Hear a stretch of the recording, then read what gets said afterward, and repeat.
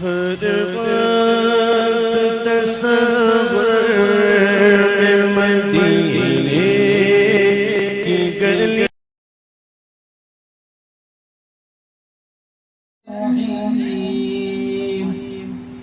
والعصر إن الإنسان لفي خسر إلا الذين آمنوا وعملوا الصالحات وتواصوا بالحق وتواصوا بالصبر. وقال في مقام آخر إن الله لا يغفر أن يشرك به ويغفر ما دون ذلك لمن يشاء. صدق الله العظيم. میرے محترم بزرگوں اور دوستوں اور عزیز ساتھیوں، اللہ کا فضل ہے کہ جس حساب سے ابھی تک یہ پروگرام چل رہا ہے، میں اللہ کا شکر ادا کرتا ہوں کہ آپ لوگ جو بھی حضرات یہاں پر موجود ہیں نہایت ہی ادب و احترام کے ساتھ یہاں کے شاعروں کی بھی سماعت کر رہے ہیں،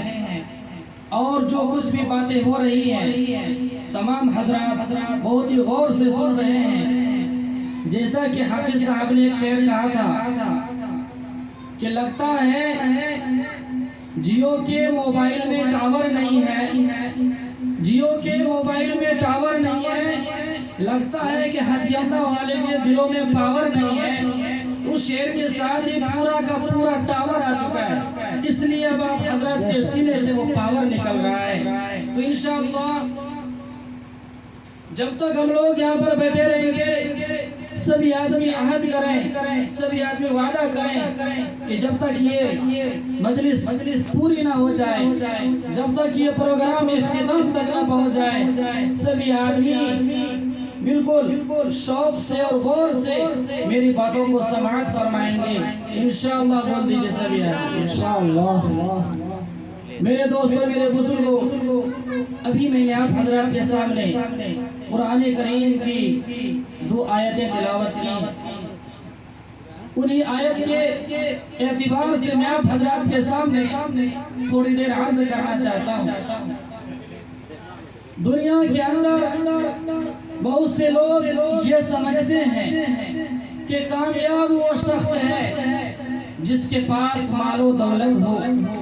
کامیاب وہ شخص ہے جس کے پاس موٹر سائیکل ہو، کامیاب وہ شخص ہے جن کے پاس اعلیٰ بلڈنگ ہو، کامیاب وہ شخص ہے جن کے پاس روپیہ پیسہ ہو، اور کامیاب وہ شخص ہے جن کے پاس زمینیں اور جائیداد ہو. حالانکہ میرے دوستو قرآن نے صاف لفظوں میں واضح فرما دیا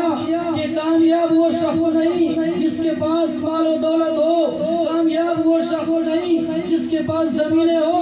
کامیاب وہ شخص نہیں جن کے پاس کار ہو، کامیاب وہ شخص نہیں جن کے پاس بہت ساری اولاد ہو، کامیاب وہ شخص نہیں جن کے پاس جائیداد ہو، کامیاب وہ شخص نہیں جن کے پاس اعلیٰ سے اعلیٰ بلڈنگ ہو، بلکہ قرآن نے صاف لفظوں میں واضح فرما دیا والعصر ان الانسان لفی خسر، کہ قسم زمانے کی اس دنیا کے اندر تمام کے تمام انسان گھاٹے میں ہیں، الا الذین آمنوا وعملوا الصالحات، مگر وہ لوگ جنہوں نے اللہ پر ایمان لایا اور نیک اعمال کیے. تو اس دنیا کے اندر سارے کے سارے لوگ گھاٹے میں ہیں، لیکن جن لوگوں نے اللہ پر ایمان لایا اور نیک اعمال کیے وہ شخص کامیاب ہیں. میرے دوستوں، میرے بزرگوں، کامیابی انسان کو کب ملتی ہے؟ کامیابی انسان کو اس وقت ملتی ہے جب کسی نیک کام کا ارادہ کرے اور اس میں پوری محنت صرف کر دے، پوری کوشش صرف کر دے، تو انشاءاللہ ضرور اس کو کامیابی ملے گی. اور اگر ہمت ہار دیں گے تو پھر ہمیں ناکامی ہی ملے گی، کامیابی نہیں مل سکتی ہے. میرے دوستوں، میرے بزرگوں، اگر ہم اپنی اولاد کو اور اپنے گھر والوں کو، اپنے آس پڑوس کے لوگوں کو کامیاب بنانا چاہتے ہیں تو سب سے پہلے ہمیں عورتوں کے اوپر محنت محنت کرنی ضروری ہے.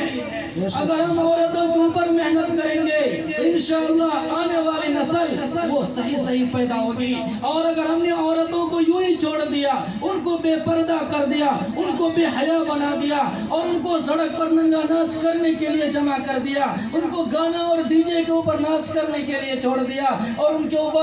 کے اوپر کوئی شرمندگی لاحق نہیں ہوتی ہے اور ان کے اندر بے غیرتی ختم ہو جاتی ہے, تو میرے دوستو یہ نسل بالکل آنے والی جو ہوگی وہ بھی گندی ہوتی چلی جائے گی اور ہم لوگ ناکام بن جائیں گے. میرے دوستو, میرے بزرگوں, اگر آپ حضرات دیکھیں تو ہمارے بہت سے اکابر ایسے دنیا کے اندر گزرے ہیں جو کہ کامیاب پیدا ہوئے. اس کامیابی کے اندر اس کی ماں کا اصل مقصد تھا اور اس بچے کو کامیاب بنانے کے لیے اس کی ماں نے ایسی محنت کی ہے کہ جس کو آج کل اگر ہماری ماں پانے بھی اپنا لیں تو وہ بھی ضرور کامیاب ہوگی اور ان کے بچے بھی کامیاب ہوں گے. اور اگر ہم نے اس کے اوپر کوئی محنت نہیں کی, یوں ہی چھوڑ دیا اور ایسی زندگی گزار لی تو ہم لوگ ناکام بن جائیں گے. میرے دوستو, میرے بزرگوں, آپ حضرات نے خواجہ فرید الدین گنج شکر کا نام سنا ہوگا. ان کی والدہ صاحبہ یہ کام کیا کرتی تھی کہ جب وہ نماز پڑھنے کے لیے جایا کرتی تھی تو اپنے چٹائی کے نیچے, اپنی جائے نماز کے نیچے ایک شکر کی پڑیا رکھ دیا کرتی تھی تاکہ اپنے بچوں کو جب وہ نماز پڑھنے کے لیے بلائے تو بچے کو یہ کہا جائے کہ جو بچہ نماز پڑھتا ہے ان کو شکر کی پڑیا ملتی ہے. اس لیے جب وہ اپنے بچے کو نماز پڑھنے کے لیے بلاتے تھے اور وہ کہتی تھی کہ میرے بیٹے جب تم نماز پڑھو گے تو تمہیں نماز پڑھنے کے بعد شکر کی پڑیا مل جائے گی.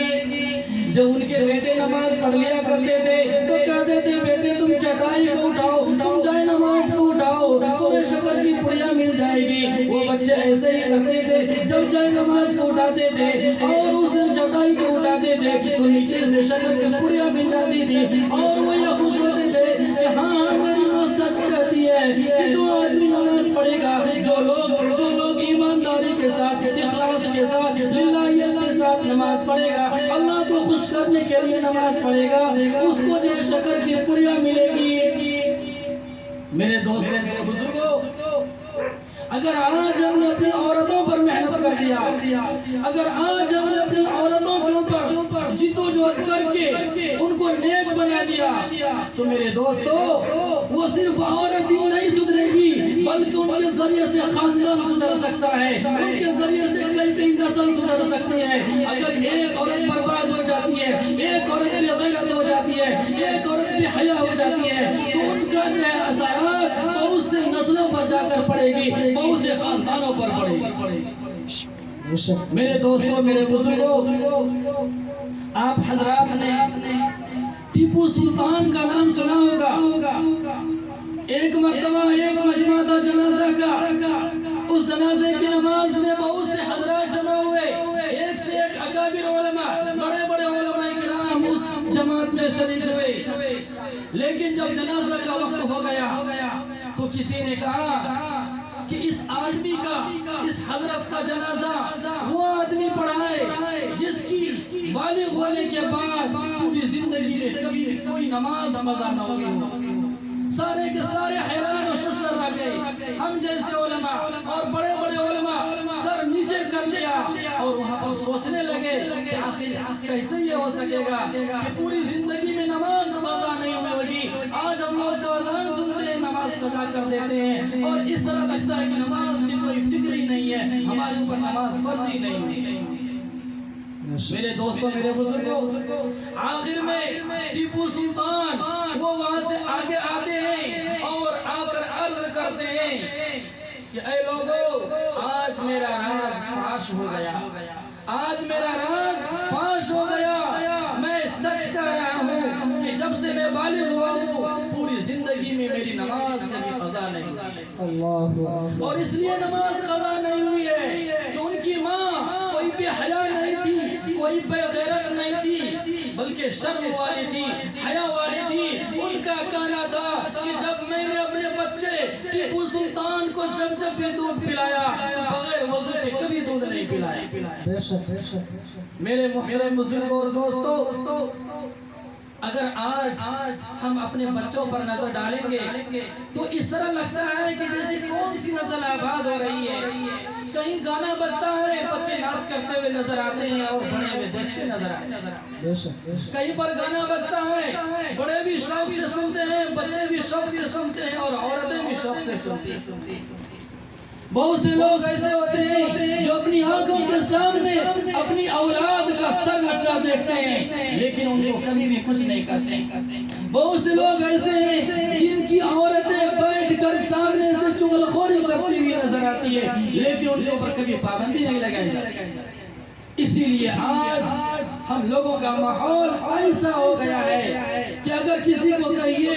اسے بہت ہی برا معلوم ہوتا ہے۔ حالانکہ میرے دوستو، ایک وقت ایسا آنے والا ہے، چاہے آج ہم لوگ گانا سنیں یا نماز پڑھیں، ٹی وی دیکھیں یا قرآن کی تلاوت سنیں، اگر چاہے کوئی سا بھی کام کرتے جائیں گے، ایک وقت ایسا آئے گا جس دنیا کو خالی کرنا پڑے گا، ہمارے ہاتھ سے ہر چیز جائے گی۔ اس دور پر لوگ بہت ہی زیادہ ناز فخر کرتے ہیں اور یہ سمجھتے ہیں ہم بہت لیکن میرے دوستو، ایک وقت ایسا آئے گا کہ ہمارا ہاتھ خالی ہو جائے گا، لوگ ہمیں کفنانے کے لیے دفنانے کے لیے یہاں پر جمع ہوں گے اور جس طرح ہم خالی ہاتھ دنیا میں آئے تھے ویسے ہی خالی ہاتھ ہمیں یہاں سے جانا پڑ جائے گا۔ میرے دوستو، میرے بزرگوں، اسی لیے کسی شاعر نے کیا یہ خوب کہا ہے،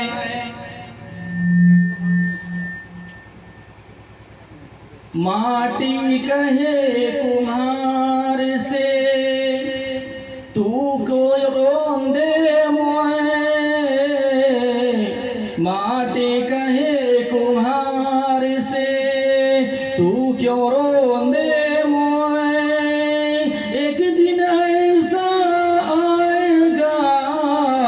میں روندوں گی تو کبیرہ، میں روندوں زمین پر ہم لوگ چلتے ہیں، آج اس مٹی کو ہم لوگ اپنے پاؤں کے نیچے کچلتے ہوئے نظر آتے ہیں اور یہ سمجھتے ہیں کہ یہ زمین بالکل بے بس ہے، ہمیں کچھ بھی نقصان نہیں پہنچا سکتی ہے اور ہم اس کے اوپر جو مالک بن کر چل رہے ہیں یہ ہمیں کچھ بھی نہیں کر سکتی ہے۔ حالانکہ حدیث پاک کے اندر ارشاد ہے کہ جو ابھی بے نمازی آدمی اس زمین کے اوپر چلتا ہے، زمین کہتی ہے یا اللہ مجھے حکم دے میں اس بے نمازی کو اپنے اندر لے لوں اور میں اس کو نگل جاؤں، لیکن اللہ کی رحمت اتنی بڑی چیز ہے کہ جو ہم لوگوں کے اوپر رحم و کرم کا دریا نچھاور کرتی ہوئی نظر آتی ہے۔ میرے دوستو، میرے بزرگوں، اگر عورتوں کو ہم لوگ صحیح تعلیم دیں گے تو انشاءاللہ ہم لوگوں کی نسل بہت ہی اچھی بن جائے گی، اور جو لوگ خود بھی علم حاصل کریں، اپنے بچوں کو بھی علم حاصل کروائیں، اپنی بیٹیوں کو بھی علم حاصل کروائیں اور اپنی اولادوں کو بھی علم حاصل کروائیں، انشاءاللہ اگر وہ گھر والے سدھر جاتے ہیں تو سمجھ لیجئے ایک خاندان سدھر جائے گا، ایک کنبہ سدھر جائے گا، ایک معاشرہ سدھر سکتا ہے ان کو دیکھ کر کے۔ لیکن اگر سب کے سب یوں ہی بن جائیں گے جس طرح آج ہو رہا ہے تو جب آج ہم لوگ بگڑے ہوئے ہوں گے تو ہماری اولاد کیسی پیدا ہوگی، ہماری اولاد بھی بگڑی ہوئی پیدا ہوگی۔ اس لیے میرے دوستو، اگر ہم لوگ یہ چاہتے ہیں کہ اس معاشرہ کو سدھاریں، اس معاشرہ کو صحیح کریں تو سب سے پہلے اپنی ذمہ داری یہ لینی پڑے گی کہ ہم لوگ خود سدھر جائیں، تب جا کر انشاءاللہ معاشرہ بھی سدھر جائے گا۔ میرے دوستو، ایک آدمی کا نام عبد الرحمن ابن قاسم، عبد الرحمن ابن قاسم، ان کو پتا چلا کہ مدینہ منورہ کے اندر حضرت امام مالک رحمت اللہ علیہ حدیث کا درس دیتے ہیں۔ ان کو شوق ہوا کہ میں بھی جا کر کچھ علم حاصل کروں، میں بھی جا کر کچھ علم حاصل کروں۔ انہوں نے اپنی بیوی سے کہا کہ دیکھو میری بیوی، میرے اندر علم کا شوق ہو رہا ہے، میں دیکھ رہا ہوں کہ میں شادی شدہ ہوں، تم میری بیوی ہو، تمہارے پیٹ میں حمل ہے اور مجھے علم کا شوق ہو رہا ہے، لیکن اگر تمہاری طرف سے اجازت ہو جائے تو میں مدینہ منورہ جا کر کے امام مالک رحمت اللہ علیہ کے پاس علم حاصل کر لوں۔ تو بیوی بھی نیک تھی اور کہا کہ میرے خاوند، اگر آپ کو علم حدیث سیکھنے کا شوق ہوا ہے آپ جا کر ضرور علم حاصل کریں۔ وہ چلتے چلتے مدینہ منورہ پہنچ گئے اور علم حاصل کرنا شروع کر دیا۔ 2 روز 3 روز جب گزر گئے، ان کی علم کی پیاس کی شدت اور بھی بڑھتی جا رہی تھی، اور ان کو یہ بھی خیال آ رہا تھا کہ میں نے اپنی بیوی کو یہ کہا کر آیا تھا کہ میں 2 سے 3 دن میں واپس آؤں گا، لیکن اس کی علم کی پیاس بجھتی ہوئی نظر نہیں آ رہی تھی۔ اس لیے انہوں نے سوچا کہ چلو کچھ دن اور ٹھہر لوں۔ اس طرح کرتے کرتے 5 مہینہ 6 مہینہ سال بھر گزر گیا، اس کی علم کی پیاس ابھی تک نہیں بجھتی ہوئی نظر آ رہی تھی۔ اس طرح کرتے کرتے 2 سال 3 سال تک مکمل ہو گیا۔ ان کو یہ بھی خیال ہو رہا تھا کہ میری بیوی حاملہ ہے، اگر کوئی بچہ جنم لیتا ہے ان کا کیا حال ہوگا، لیکن اس کے دل کے اندر علم کا شوق اس طرح پیدا ہو گیا تھا۔ انہوں نے سوچا کہ میں علم حدیث کو چھوڑ کر کیسے یہاں سے چلا جاؤں۔ انہوں نے 3 سال کے بعد ایک خط لکھا اور اس خط کے اندر اپنی بیوی کے نام یہ پیغام لکھا کہ میری بیوی دیکھو، میں نے تم سے وعدہ کیا تھا کہ میں 2 سے 3 دن میں واپس آ جاؤں گا، لیکن میری علم کی پیاس کی تشنگی کا عالم یہ ہے کہ میں جیسے جیسے علم حدیث سیکھ رہا ہوں مجھے اور بھی زیادہ شوق بڑھتا ہوا جا رہا ہے، اس لیے اگر تمہاری طرف سے اجازت ہو تو میں کچھ دن اور علم حاصل کر لوں۔ اس کے جواب میں بیوی نے اس خط کے جواب میں لکھا کہ میرے شوہر، ٹھیک ہے آپ علم حاصل کریں، آپ علم حدیث حاصل کر رہے ہیں، اگر آپ 1 سال تو کیا 2 سال تو کیا، اگر آپ پوری زندگی علم حاصل کرتے رہ جائیں گے میں کسی سے نکاح نہیں کروں گی، اور اگر آپ کا بچہ پیدا ہوتا ہے میں اس کی صحیح تربیت کروں گی، میں اس کی صحیح پرورش کروں گی۔ اس لیے اپنی شوہر کو اجازت دیا۔ میرے دوستو، وہ سیکھتے سیکھتے علم حاصل کرتے کرتے 15 سال ہو گیا، 16 سال ہو گیا، لیکن وہ مدینہ سے واپس گھر تشریف نہیں لایا۔ جب 16 سال ہو گیا، ایک مرتبہ کیا ہوتا ہے کہ جب وہ مجلس میں بیٹھے ہوئے ہوتے ہیں، ایک نوجوان آتا ہے اور آ کر کہتا ہے کہ اس میں عبد الرحمن ابن قاسم کون ہے؟ امام مالک رحمت اللہ علیہ اشارہ کرتے ہیں کہ یہ آدمی عبد الرحمن ابن قاسم ہے۔ جب ان کے طرف اشارہ کیا گیا، وہ نوجوان ان کے پاس آتا ہے، عبد الرحمن ابن قاسم کھڑے ہوتے ہیں، وہ نوجوان ان سے سلام کرتے ہیں، مصافحہ کرتے ہیں، معانقہ کرتے ہیں، ان کے کان میں کچھ کہتے ہیں۔ جیسے ان کے کان میں کچھ کہا، وہ آدمی عبد الرحمن ابن قاسم فوراً رونے لگتے ہیں، ان کی آنکھوں سے آنسو جاری ہو جاتے ہیں۔ سارا مجمع دیکھ کر حیران ہو جاتا ہے کہ وہ عبد الرحمن ابن قاسم جو کہ سب دن چہک رہا تھا، سب دن جو خوش نظر آ رہا تھا، اس کو کیا ہو گیا؟ اس نوجوان نے کیا کہہ دیا کہ ان کی وجہ سے یہ رو رہے ہیں، پریشان ہو گئے ہیں؟ عبد الرحمن ابن قاسم سے پوچھا گیا کہ اے عبد الرحمن، تم ذرا یہ تو بتلاؤ اس نوجوان نے تمہیں کون سی ایسی خبر دے دی ہے، کون سی تمہیں گھٹنا کی خبر دے دی ہے؟ کیا تمہیں موت کی خبر دی ہے یا کسی حادثے کی خبر دی ہے جس کی وجہ سے تم رو رہے ہو؟ عبد الرحمن ابن قاسم نے کہا کہ دیکھو میرے نوجوانوں، میرے ساتھیوں، اصل بات یہ ہے کہ میں اپنے گھر سے 16 سال پہلے علم حاصل کرنے کے لیے اپنی بیوی کی اجازت سے چلا تھا، اور آج عالم یہ ہے کہ یہ جو نوجوان جو میرے سے مصافحہ کیا، میرے سے معانقہ کیا، مجھ سے گلے لگا اور میرے کانوں میں کچھ کہا، میں خوشی کے آنسو نکال رہا ہوں۔ وہ بات یہ ہے کہ میری بیوی حاملہ تھی، جب ان کے پیٹ سے بچہ پیدا ہوا تو اس بیوی نے اس بچے کو علم دین حاصل کروایا، اور علم دین حاصل کرنے کے بعد جب وہ کاروبار میں لگ گیا، اللہ نے اس کی تجارت میں برکت عطا فرمائی، جس سے وہ مالدار ہو گیا۔ مالدار ہونے کے بعد اس کے اوپر حج فرض ہو گیا۔ وہ حج فرض ہونے کے بعد ان کی والدہ نے کہا کہ اے میرے بیٹے، جب تم حج کرنے کے لیے جاتے ہو تم مدینہ منورہ ضرور جانا، وہاں پر تمہارے ابو امام مالک رحمت اللہ علیہ کے پاس علم حدیث حاصل کر رہے ہیں، ان کا نام عبد الرحمن ابن قاسم ہے۔ جب وہ تم سے ملے اپنے بارے میں جانکاری دینا کہ میں تمہارا بیٹا ہوں، میں آپ کا بیٹا ہوں، اور مجھے میری امی نے یہ وصیت کی تھی کہ جب تم امام مالک رحمۃ اللہ علیہ کے پاس جانا تو ضرور ان سے ملاقات کرنا اور اپنے باپ سے مل کر کے پوری کہانی سنا دینا۔ اس لیے میں خوش ہوں کہ میری بیوی نے میرے بچے کو صحیح تعلیم و تربیت دی، جن کی وجہ سے میرا بچہ بہت زیادہ علم سیکھا اور اس کے اوپر حج فرض ہوا۔ انہوں نے حج کے فرائض بھی انجام دیے اور آج میں اپنی اولاد کو دیکھ کر بہت ہی خوش نظر آ رہا ہوں، اسی خوشی کے آنسو نظر آ رہے ہیں۔ میرے دوستوں، میرے بزرگوں، اگر آج ہم لوگ بھی اپنی اولاد کو صحیح تعلیم دیں گے، ان کو صحیح پرورش کریں گے اور ان کو اچھی طرح سے ہم لوگ علم دین سکھلائیں گے تو انشاءاللہ ضرور ہماری اولاد بھی ولی اللہ پیدا ہو سکتے ہیں۔ نبی گرچہ ابھی پیدا نہیں ہو سکتے ہیں کیونکہ نبیوں کا آنا بالکل قیامت تک کے لیے منقطع ہو چکا ہے،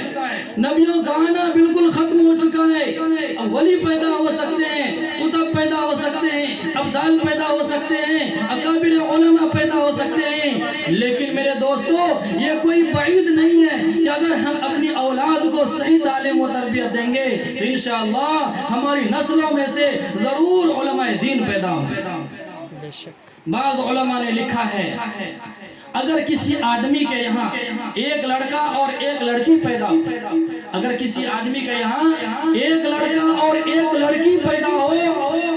تو وہ لڑکا کو بھی علم دین حاصل کروائے، لیکن ان سے زیادہ بہتر یہ ہے کہ پہلے لڑکی کو علم دین حاصل کروائے، کیونکہ اگر لڑکا سدھرتا ہے اس سے ایک فرد سدھرے گا، لیکن اگر لڑکی سدھر جاتی ہے تو اس سے ایک خاندان سدھر سکتا ہے۔ میرے دوستو، میرے بزرگوں، آج چونکہ ہمارا عالم یہ ہے، ہماری ماں بانا کا عالم یہ ہے کہ جب اپنے شوہر کے یہاں رہتی ہے ذرا سی باتوں پر شوہروں سے ناراضگی، ذرا سی باتوں پر شوہروں سے لڑائی، ذرا سی باتوں پر اپنے بچوں کو ڈانٹتی ہے، جھڑکتی ہے، گالی گلوچ کرتی ہے، یہ نہیں دیکھتی ہے کہ میری زبان سے جو بات نکل رہی ہے، جو گالی گلوچ نکل رہی ہے، ہو سکتا ہے وہ گالی گلوچ میرے بچوں پر اثر کر جائے۔ اگر میں نے اپنے بچوں کو کسی بھی چیز لگا کر کے گالی دی، ہو سکتا ہے وہ گالی اس کے اوپر اثر کر جائے اور وہ اندھا بن جائے، لنگڑا بن جائے، لولا بن جائے یا بالکل بدچلن بن جائے، یہ کوئی بعید نہیں ہے میرے دوستو۔ اگر ہم لوگ اپنی زندگی کے اندر خدا کو بھی راضی کرنا چاہتے ہیں اور رسول کو بھی راضی کرنا چاہتے ہیں تو ہم لوگوں کو صحیح علم دین حاصل کرنا پڑے گا، تب جا کر کے ہم اس کے ذریعے سے عمل کریں گے تو انشاءاللہ ہمیں خدا کی بھی پہچان ملے گی اور رسول کی بھی پہچان ملے گی، اکابر علماء کی بھی پہچان ملے گی اور ان کو ہم دیکھیں گے اور سمجھیں گے، ان سے ملاقات کریں گے تو انشاءاللہ ہماری روحانی تربیت بھی ہم کو فیضیاب کر دے گی۔ میرے دوستوں، میرے بزرگوں، مدینہ منورہ میں ایک لڑکی رہتی ہے، ان کی شادی جب ہو چکی ہے، ان کے شوہر کسی کام سے باہر چلے گئے اور انہوں نے اپنی بیوی سے کہا کہ دیکھو میری بیوی، میں کچھ لمبے سمے کے لیے کام کرنے کے لیے جا رہا ہوں اور تم گھر میں اپنی حفاظت کرنا، اپنے جان کی، اپنے مال کی، اپنی عزت کی حفاظت کرنا اور اگر اولاد ہو تو ان کی بھی حفاظت کرنا۔ یہ کہا کر وہ آدمی باہر چلا جاتا ہے۔ کچھ دنوں کے بعد ایسا ہوتا ہے کہ جس لڑکی کی شادی ہوئی تھی اس کا باپ جو ہے بیمار پڑ جاتا ہے اور اس کے باپ نے ایک خط لکھا کہ میری بیٹی میں بہت ہی بیمار ہوں، اس لیے تم جو ہے کسی بھی طرح کوشش کر کے، کسی بھی طرح وقت نکال کر کے مجھ سے ملاقات کے لیے چلی آ۔ جب وہ خط اس عورت کے پاس پہنچتا ہے تو وہ عورت سوچتی ہے کہ میرے شوہر میرے گھر پر نہیں ہے، میں کیسے یہاں سے جا سکتی ہوں بغیر اجازت کے، میرے شوہر نہیں ہے، میں کیسے اپنے گھر کو چھوڑ سکتی ہوں۔ آخر کچھ دنوں کے بعد پھر دوبارہ خط آتا ہے اور اس کا باپ اس خط کے اندر لکھتا ہے کہ بیٹی میری طبیعت بہت ہی زیادہ سخت بیمار ہے، اس لیے اگر تم چاہتی ہو تو مجھ سے ملاقات کر لو، ہو سکتا ہے میرا انتقال ہو جائے، ہو سکتا ہے مجھے میری اور تمہاری ملاقات نہ ہو پائے، اس لیے اگر تمہیں وقت ہے کسی بھی طرح وقت نکال کر کے میرے پاس چلی آؤ۔ لیکن اس کے جواب میں بھی بیٹی یہی کہتی ہے کہ میرے شوہر گھر میں نہیں ہے، میں شوہر کی اجازت کے بغیر اپنے گھر سے قدم نہیں نکال سکتی ہوں۔ آخر کچھ دنوں کے بعد باپ کی طبیعت اور بھی زیادہ بگڑ جاتی ہے۔ اس کا لڑکی کا ایک بڑا بھائی آتا ہے اور کہتا ہے کہ اے میری بہن، تمہارے ابو جان کی طبیعت بہت ہی زیادہ سخت بیمار ہے، ہو سکتا ہے کہ ان کا انتقال ہو جائے، اس لیے اگر تم چاہتی ہو تو اپنے ابا سے ملاقات کر لو۔ لیکن اس کے جواب میں بھی عورت یہی کہتی ہے کہ میں اپنے شوہر کی اجازت کے بغیر کیسے جا سکتی ہوں، میرے شوہر میرے گھر کے اندر نہیں ہے۔ آخر کچھ دنوں کے بعد پھر دوبارہ اس کا چھوٹا بھائی آتا ہے اور کہتا ہے کہ میری بہن، تمہارے ابو بہت ہی زیادہ سخت بیمار ہیں، کم سے کم ان سے ملاقات تو کر لو، ہو سکتا ہے ان کا انتقال ہو جائے۔ لیکن سب کے باتوں میں جواب دیتی ہے کہ میرے شوہر میرے گھر پر نہیں ہے، میں کیسے جا سکتی ہوں۔ آخر ایسا ہوتا ہے کہ اس کے باپ کا انتقال ہو جاتا ہے۔ اس کے باپ کے انتقال کے بعد وہ خبر جب اس کے کانوں میں پہنچتی ہے تو وہ عورت روتی ہے، چلاتی ہے اور لیکن صبر کرتی ہے کہ ہاں میرے ابو کا انتقال ہو گیا لیکن میرا شوہر گھر پر نہیں ہے، میں کیسے جا سکتی ہوں۔ آخر لوگوں نے خبر دی کہ تمہارے باپ کا انتقال ہو گیا، کم سے کم ان کا چہرہ تو دیکھ لو۔ اس کے جواب میں بھی یہی کہتی ہے کہ میں کیسے جا سکتی ہوں، میرے شوہر میرے گھر پر نہیں ہے۔ آخر ایسا ہوتا ہے کہ جب جنازہ تیار ہو چکا، لوگوں نے اس جنازے کو اٹھایا، تو جب جنازہ اٹھا کر لوگ جانے لگے تو اس لڑکی کی ماں نے کہا کہ اے لوگوں ٹھہر جاؤ، آج یہ جنازہ پہلے قبرستان نہیں پہلے میری بیٹی کے سامنے لے کر جاؤ کہ جن کی وجہ سے آج تک اس نے اپنے باپ کا چہرہ نہیں دیکھا، اس لیے پہلے ان کے سامنے لے کر کے جاؤ۔ جب ان کے سامنے لایا گیا تو بیٹی اس کو دیکھ کر کے روئی، صبر کری